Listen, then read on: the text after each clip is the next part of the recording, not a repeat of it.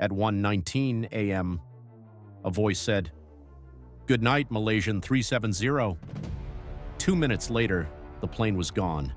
239 people, one Boeing 777, vanished from every screen, every satellite, every system built to track it. No wreckage, no distress call, no warning. But somewhere, someone knows what happened. This is the story of the plane that disappeared twice, once from the sky and once from the truth. March 8, 2014, Kuala Lumpur International Airport, just past midnight. 227 passengers board a routine flight to Beijing, businessmen, families, a group of Chinese calligraphy artists coming home from an exhibition, 12 crew members, 2 pilots with a combined 33 years of experience. Nothing about this flight is unusual, nothing at all. At 12:41 a.m., MH370 lifts off. Captain Zahari Ahmad Shah at the controls, First Officer Farik Abdul Hamid beside him. The plane climbs into the dark, Malaysian airspace, routine, calm. For 38 minutes, everything is normal. But then, at 1:19 a.m., Malaysian Air Traffic Control makes routine contact. A voice, calm, almost casual, responds. "Good night, Malaysian 370. It's the last thing anyone outside that cockpit will ever hear from Flight 370. 90 seconds later, the transponder shuts off. Not a malfunction, not static, off. Vietnamese air traffic control, expecting to pick up the flight, sees nothing. They call Malaysia. Malaysia assumes Vietnam has it. For over an hour, nobody realizes the plane is missing. By the time anyone raises the alarm, Flight 370 is already a ghost, flying through airspace, invisible to the world below. The search begins in the South China Sea. Ships, planes, satellites from 10 countries, they find nothing. But something strange is happening in the data. Military radar, the kind civilians never see, picked up an unidentified aircraft turning sharply west, away from Beijing, away from its flight plan, back over Malaysia, then north, over the Andaman Sea. Someone or something was flying that plane. Deliberately. Investigators are stunned. This wasn't an accident anymore. This was a decision.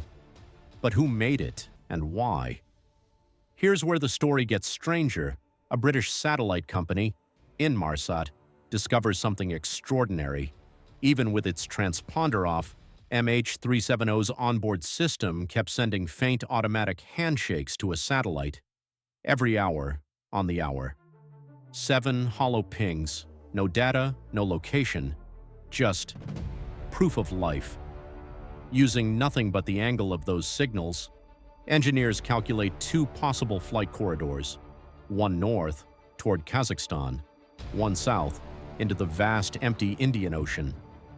The northern corridor is ruled out. Too many radar systems would have seen it, which leaves only one horrifying possibility. Somewhere in the southern Indian Ocean, one of the most remote, unreachable stretches of water on the planet.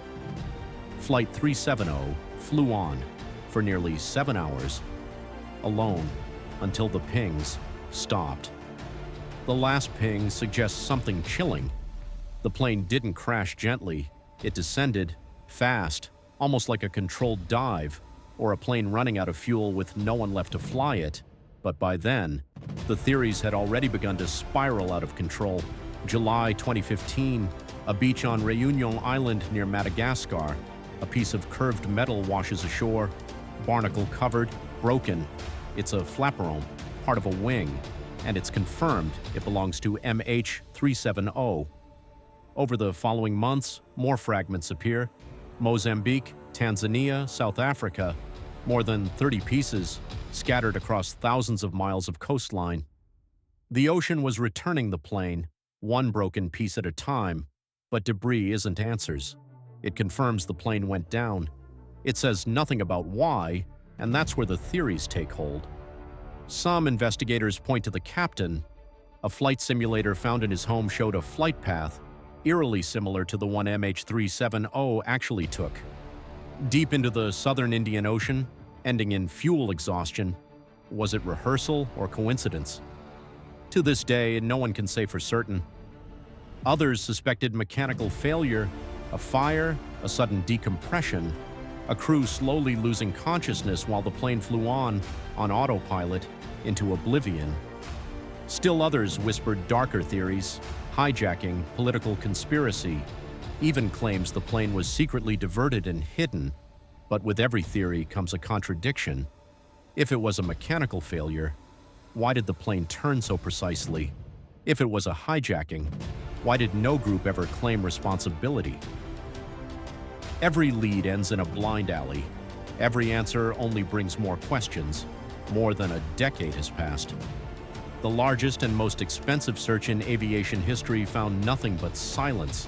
The black boxes are still out there, buried beneath miles of crushing ocean pressure, holding the final, terrifying truth.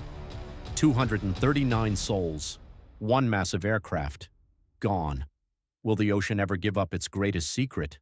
Or will Flight MH370 remain the ghost that humanity can never find? What do you think happened? Let us know in the comments below.